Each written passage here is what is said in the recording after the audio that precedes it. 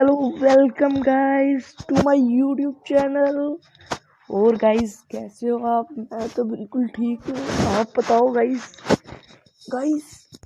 अगर आप मेरे यूट्यूब चैनल पे नए हो तो प्लीज़ सब्सक्राइब कर लो।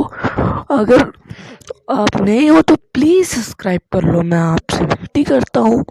तो गाइस आज हम पढ़ने जा रहे हैं लाइफ प्रोसेस पार्ट 2 रेस्पिरेशन। भाई ये क्या है? पहले तो समझ के बाहर जाता है, पर जब हम सुनते हैं रेस्पिरेशन तो हमारे दिमाग में आ जाता है। तो भाई रेस्पिरेशन की डेफिनेशन पढ़ते हैं। A process in living organism involving the production of energy, typically with the intake of oxygen and the release of carbon dioxide from the oxidation of complex organic substances। तो guys इसमें क्या लिखा हुआ है मैं आपको समझाता हूँ कि गाइस जो हम इनहेल करते हैं ऑक्सीजन और एक्सहेल करते हैं CO2, हाँ उसी प्रोसेस रेस्पिरेशन कहते हैं उसे। हमारे लंग्स में जाता है O2 और वहाँ से ब्लड की सप्लाई से वो सेल्स में जाता है और CO2 आता है और वो बाहर हम एक्सहेल कर देते हैं। तो गाइस अब आपको यहाँ पे देखना पड़ेगा, तो जो रेस्पिरेटरी सिस्टम है वो आपको अच्छी तरह समझना पड़ेगा अगर आपने ये रेस्पिरेशन प्रोसेस समझना है। तो गाइस मैं आपको समझाता हूँ।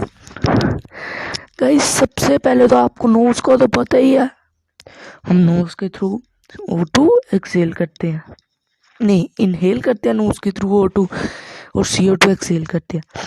वो जो नोज के बिल्कुल थोड़ा सा पीछे है उसे कहते हैं नेसल पैसेज या नेसल कैविटी, आप कह सकते हो।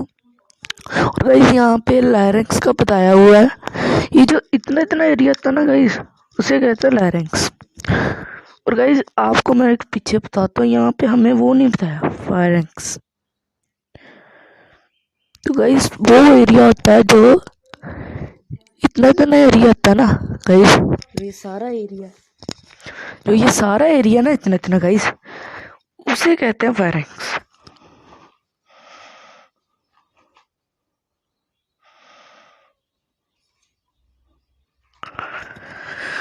तो हम CO2 एक्सेल करते हैं और O2 लेते हैं यहाँ से अंदर।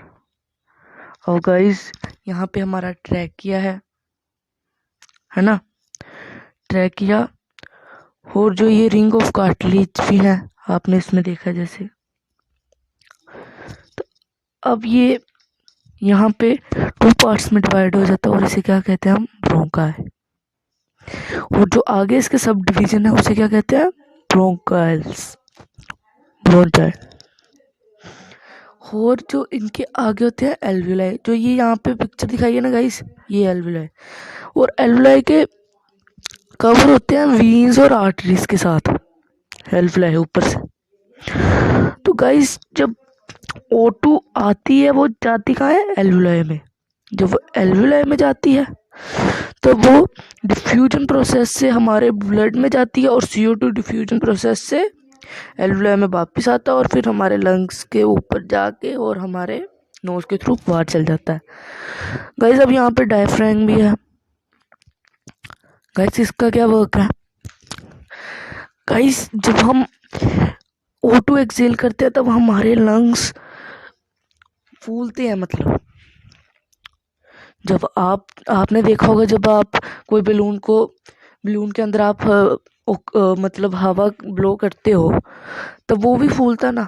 तो गाइस वैसे हमारे लंग्स फूलते हैं, तब ये डायफ्राम है वो यहाँ पे पहुंच जाता है ऐसे।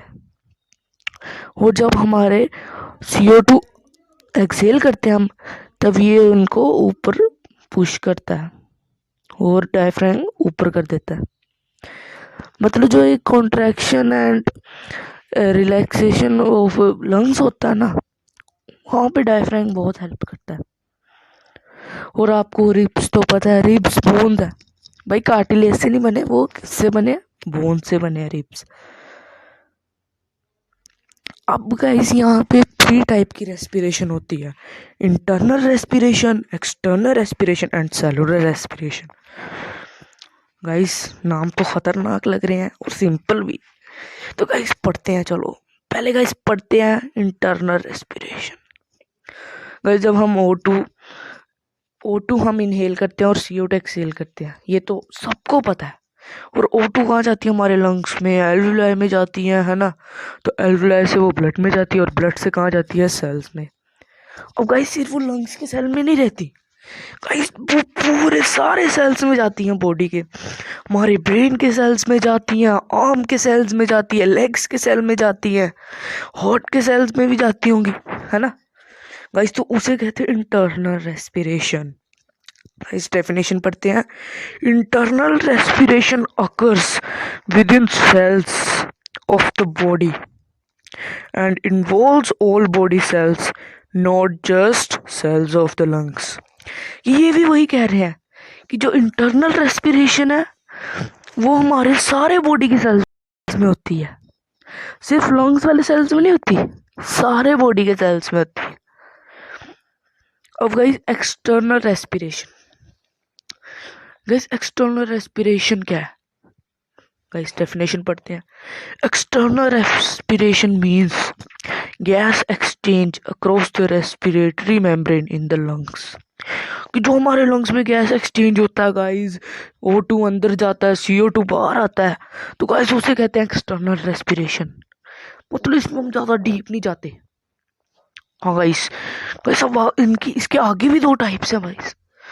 External respiration consist of 2 stages, breathing, gas exchange in the lungs. Guys अब इसमें 2 है, एक तो ब्रीथिंग और एक है gas exchange in the lungs. एक तो आप सांस लेते हो, O2 आप अंदर लेते हो, है ना, और CO2 बाहर निकालते हो, ये तो ब्रीथिंग हो गया। तो भाई गैस एक्सचेंज क्या है? जो भाई आपके लंग्स में हो रही है जो गैस एक्सचेंज CO2 और O2 की, उसे है गैस एक्सचेंज कहते हैं। तो गैस फर्स्ट स्टेज क्या है? The first stage involves breathing which is the intake of O2 into the body and expulsion of CO2 out of the body।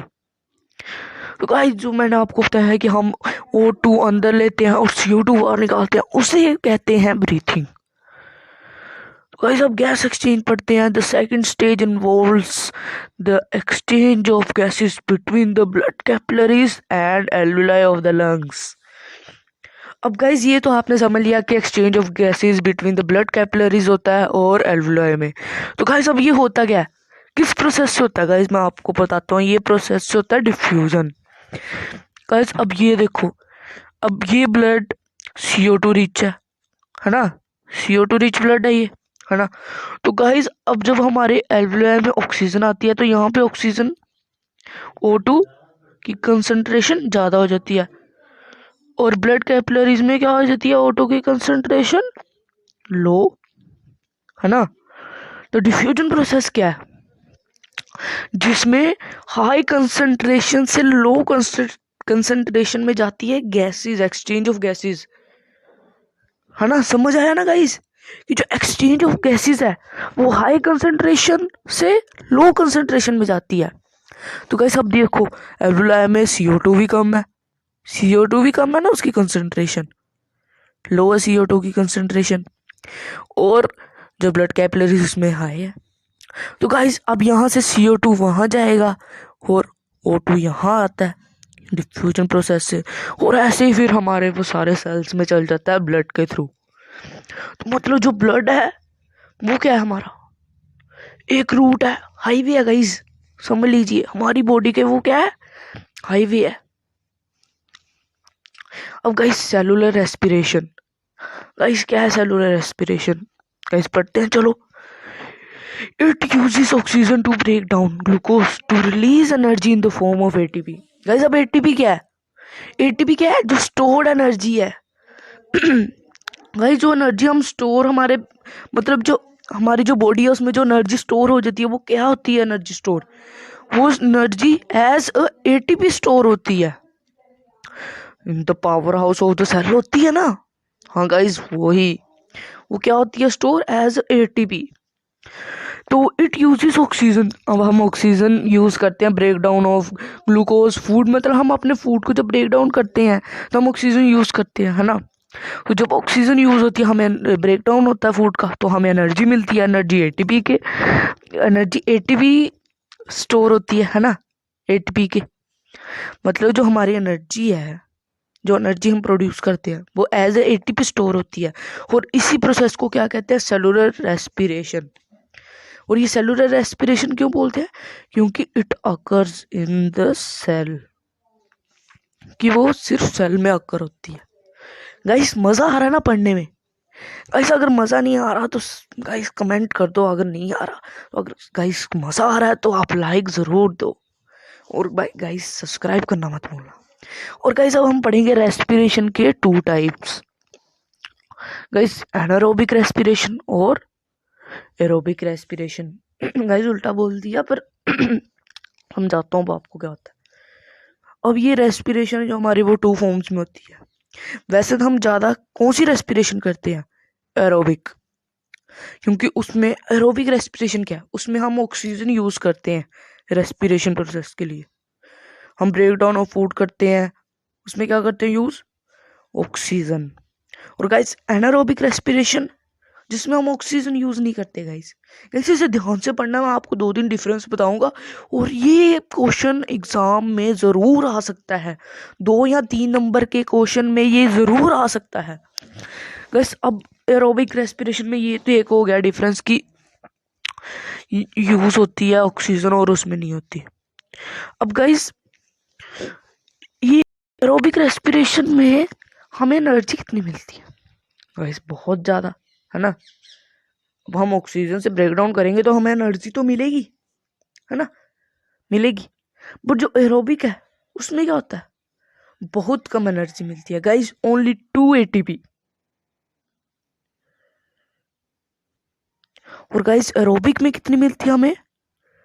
36 ATP to 40 ATP. तो guys एक तो ये हो गया, है ना। तो गाइस अब हम करते तो एरोबिक है, पर हम बीच बीच में एनारोबिक भी करते हैं। गाइस वो कब होती है? मैं आपको समझाता हूँ कब होती है वो। गाइस जब आप रनिंग करते हो, आपके लंग्स तक इतनी ऑक्सीजन नहीं पहुंच पाती, तो हमारे फिर बॉडी क्या करता है? एनारोबिक रेस्पिरेशन करता है।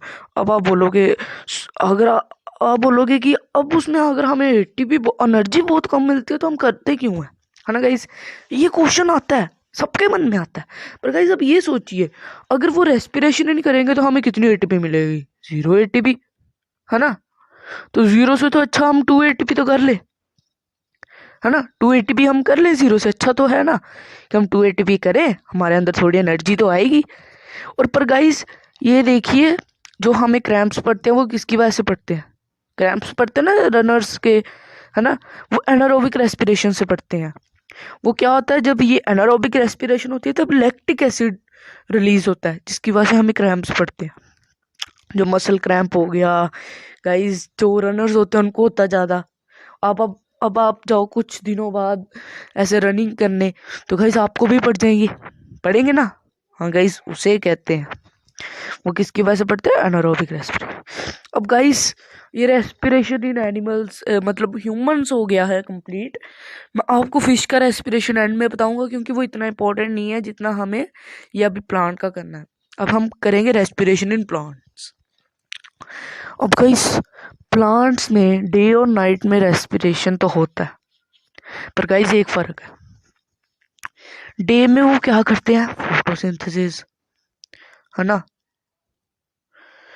वो CO2, देखो गाइस, पहले वो रेस्पिरेशन करेंगे, CO2 बाहर निकालेंगे, CO2 बाहर निकाल दिया, वो अब फोटोसिंथेसिस के प्रोसेस से क्या होता है?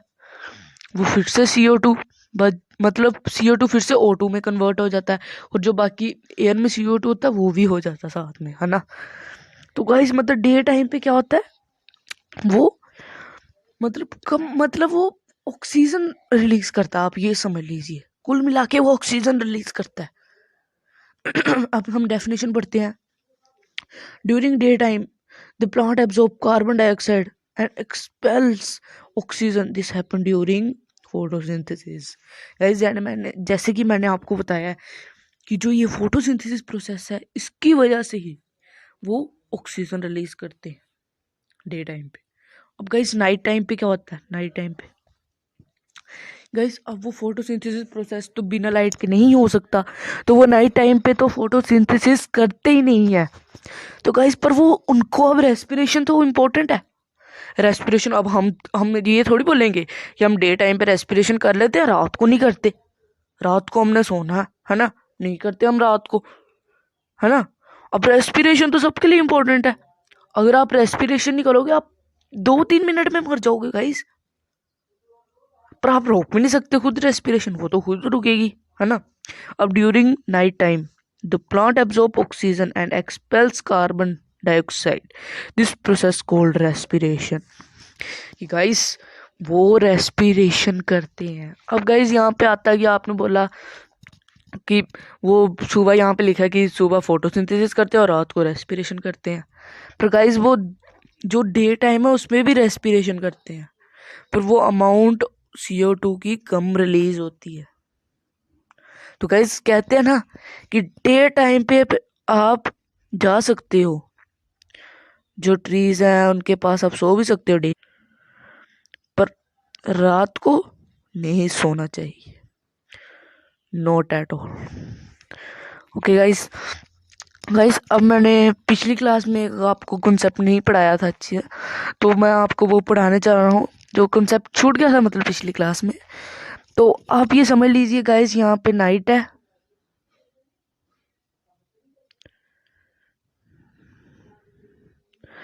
और यहाँ पे डे है।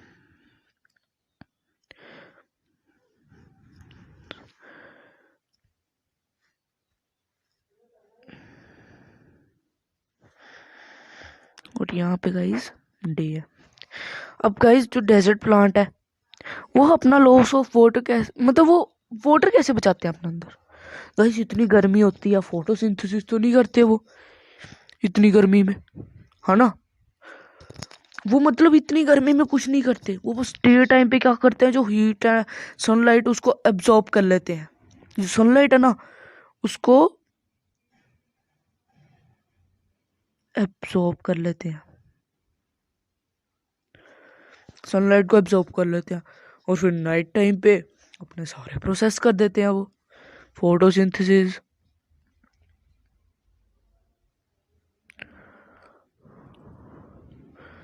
है ना गाइस, नाइट टाइम पे वो फोटोसिंथेसिस करते हैं, जो उन्होंने अब्जॉर्ब की होती है ना डे टाइम पे हीट, मतलब सनलाइट जो उन्होंने अब्जॉर्ब कर ली होती है डे टाइम पे, वो नाइट टाइम पे यूज करते हैं। क्योंकि नाइट टाइम पे अब गर्मी तो नहीं होती, ठंड होती है डेजर्ट में नाइट टाइम पे, है ना।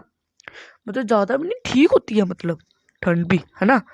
तो वो नाइट टाइम पे करते हैं कि उनका जो वाटर लॉस है वो कम होगा। अगर वो डे टाइम पे करेंगे तो गाइस कितना वाटर तो ऐसे ही वेपोरेट हो जाएगा सन से, सनलाइट से, है ना।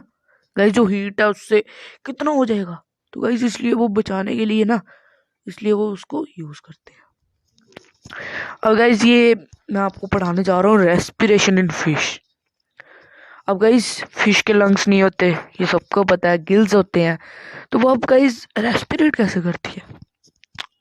अब वो ये थोड़ी बाहर आएगी, O2 पकड़े, O2 एयर से खींचेगी और फिर अंदर चल जाएगी, ऐसा तो नहीं करती वो, है ना। वो क्या करती है, ये समझ लीजिए वाटर, रुको गाइस ये, हाँ, काम गाइस, हाँ आगे समझ लीजिए ये वाटर है, ये वाटर में है ना, फिश वाटर में रहती है,